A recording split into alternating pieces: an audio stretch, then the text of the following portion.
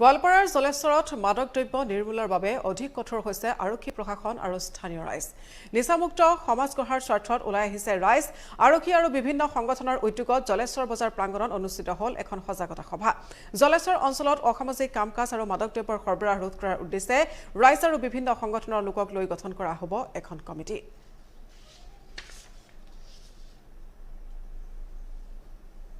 প্ৰতিৰোধৰ ক্ষেত্ৰত আমি জলেশ্বৰ বুলিয়েই নহয়, আমি থানা এলেকা লক্ষীপুৰ থানা এলেকাত যথেষ্ট এনেকুৱা সজাগতা সভা পাতি আছোঁ। যিহেতুকে এতিয়া উঠি অহা প্ৰজন্মই যেনেকুৱা নিচা আসক্ত হৈছে, যেনে আপোনাৰ ড্ৰাগছ, ভাং, মদ তেনেকুৱাবিলাকত উঠি অহা প্ৰজন্মই খাব ধৰিছে আৰু তেওঁলোকক কেনেকৈ আমি কণ্ট্ৰল কৰিব পাৰিম, কেনেকৈ সমাজৰ ভাল মানুহ কৰিব পাৰিম, সেইকাৰণে আমি ৰাইজৰ লগত মিলি আৰু দল সংগঠন ক্লাববিলাকৰ লগত মিলি কণ্ট্ৰল কৰাৰ কাৰণে আমি আজি এনেকুৱা এটা সজাগতা সভা পাতিছোঁ। আমাৰ জলেশ্বৰ আৰু লক্ষীপুৰ আৰক্ষী থানাৰ অন্তৰ্গত ভাৰপ্ৰাপ্ত